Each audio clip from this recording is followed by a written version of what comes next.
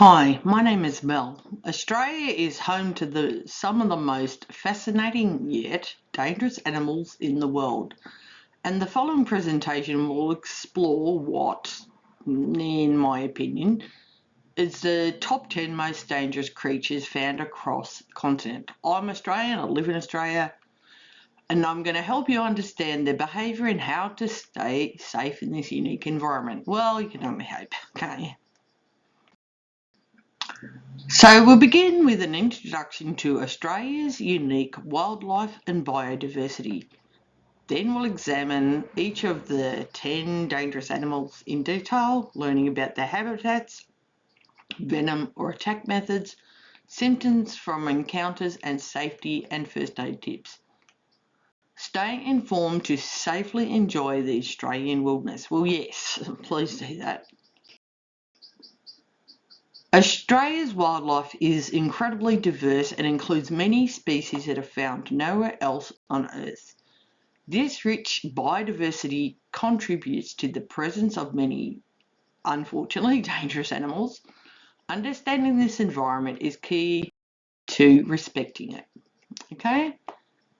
Australia hosts a wide range of ecosystems, from deserts to rainforests, reefs, supporting unique animal species. This biodiversity results in a variety of survival adaptations, some of which can make these animals dangerous to humans. Now, the trick is, if you see a wild animal in any country, but in Australia, don't approach it. Even if you think it's just a cute, cuddly kangaroo, please don't, because they tend to not be all that cute and cuddly. But please also don't go hunting them, shooting them either. That's not on. Okay, we protect our wildlife. Australia's isolation, climate and evolutionary history have led to development of highly specialised and sometimes venomous or aggressive animals. Many species use potent venom or strong defences to survive in competitive or harsh environments. Knowledge and caution are essential when accounting Australia's wildlife. Being aware of animal habitats and behaviours can prevent encounters from going bad and ensure safety when exploring outdoor areas. And you should always tell someone where you're going. Try and go with someone. Make sure you have good notes where you're going. Go with someone. Have mobile set phones. Like plenty of water, all that sort of stuff. Box jellyfish are typically found in northern Australian coastal waters, especially during the warmer months. They inhabit shallow waters close to the shore where swimmers and fishermen might encounter them. And yeah, they can really sting, box jellyfish. So best, if you know what you're looking for, to avoid them. Although putting vinegar, I believe, but it'll probably tell us what to do. Box jellyfish venom can cause severe pain, cardiovascular collapse, and even death. Symptoms can include intense burning, difficulty breathing, and paralysis. Wearing protective clothing and avoiding known jellyfish areas during peak seasons helps prevent things. Vinegar, yes, always take vinegar along with you to the beach. Can neutralise tentacle venom and can be applied promptly, while emergency services must be contacted immediately. Yes, please do that, because you never know, someone might have a very adverse reaction. All right. Saltwater crocodile, yay, is the largest living reptile and a formidable predator. Understanding its behaviour and habitat is vital for safety near waterways in any part of northern Australia. And please do not go swimming in rivers or creeks or anything up there unless you absolutely know it's safe, because they've probably got crocs all through them. All right, and these things are very fast and very deadly. We get a couple of people very unfortunately lost every year. Saltwater crocs can grow over 6 metres long and inhabit northern Australian rivers, estuaries and coastal areas. Right? And that's the thing, they will absolutely do that. And their powerful jaws and aggressive nature make them dangerous to humans. Yeah, look, well, leave them alone, alright? Seriously, they will not view it as a good thing if you go anywhere near them. These crocodiles are ambush predators, often lying in wait near water's edge. They hunt fish, birds and mammals, which we're mammals, by the way, including humans, if provoked or approached too closely. Just leave them alone. I wouldn't go swimming in any creek that you don't know that is safe. Seriously, don't. Avoid swimming or standing near water edges in crocodile zones. Alright? Heed warning signs and never feed or provoke crocodiles. Staying alert and following local advice reduces risks of attacks. Yes, please, do all of that. The Sydney funnel web spider is notorious for its venomous bite and aggressive defence. It's one of the most dangerous spiders worldwide and native to eastern Australia. This spider is dark, glossy, and about the size of a human thumb. It prefers moist, sheltered environments like gardens and forest floor around Sydney and nearby regions. Its venom affects the nervous system, causing severe pain, muscle spasms, and potentially life-threatening symptoms. Immediate medical care and anti-venom administration are crucial after a bite. Avoid reaching into dark spaces without checking first. Yes. Wear gloves while gardening and seek urgent medical attention if bitten. Anti-venom availability has significantly improved survival rates. And should you really want to risk it? No, because I don't think so. Renowned as the most venomous snake globally, the inland taipan weapon is lethal, but it's reclusive and rarely encountered by humans, which is probably good news. The inland taipan has sleek, tan to olive body and is found primarily in arid Central Australia. It prefers clay soils where it hunts small mammals. And look, if you see a snake, don't approach it. You know, wear really good boots. You can get like anti-snake bite, like clothing or things to put over around your ankles and lower legs, and I would wear them too. And just be very careful where you step. You know, like these things, very quick and very deadly. So if you get bitten, apply a pressure immobilization bandage and transport the victim to medical care immediately. Okay? Antivenom is effective if administered promptly. Yeah, that might be a bit of a problem if you're out in the middle of the desert though, okay? But do your best.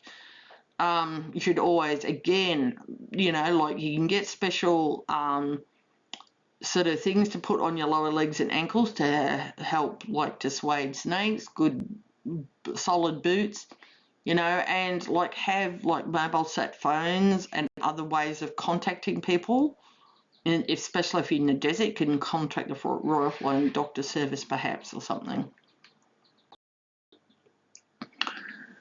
Found in tide pools and coral reefs, this octopus displays bright blue rings when threatened, signalling danger to potential predators or humans.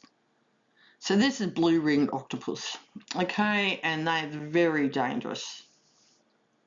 All right, very dangerous and quite deadly. Its venom can cause muscle paralysis, respiratory arrest without pain or warding. symptoms initially. Death can occur quickly if untreated. All right.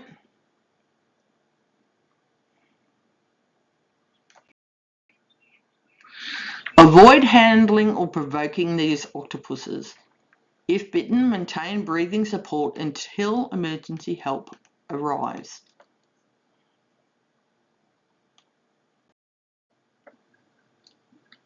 Stonefish. Their mottled appearance blends with corals and rocks. Standing or stepping on them is a common cause of stings. And yeah, I stood on once as a kid, and for root, does it hurt. All right. Immerse the affected area in hot water to neutralize venom and seek immediate medical attention for anti-venom and pain management. And it really does hurt, so yeah. Eastern brown snake, the common killer. The eastern brown snake is responsible for the majority of snakebite deaths in Australia due to its abundance and potent venom. Found along the east coast and inland regions, this snake, slender snake, ranges from light brown to darker hues and is highly agile. Okay, and again, I would stay away from any snakes, right? You might actually, we had a snake in the house, it was awful. So, highly defensive and fast, its venom causes blood clotting disorders and paralysis. Bites can occur when people accidentally disturb them. Again, so if you're going out and walking, even just like in your park, where like you can get like from a lot of places snake bite resistant stuff, but wear good boots, you know, like good thick socks. You know, I would probably wear long leg pants unless it's stinking hot.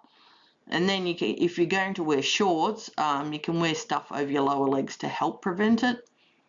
But look, you know, just be very aware anytime, anywhere, even in suburbia of Australia.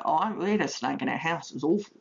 So just be aware that they can be anywhere, and look, you know, get out of their way, call, you know, the rangers or the wildlife people, your local council, whoever, and they'll move them, all right?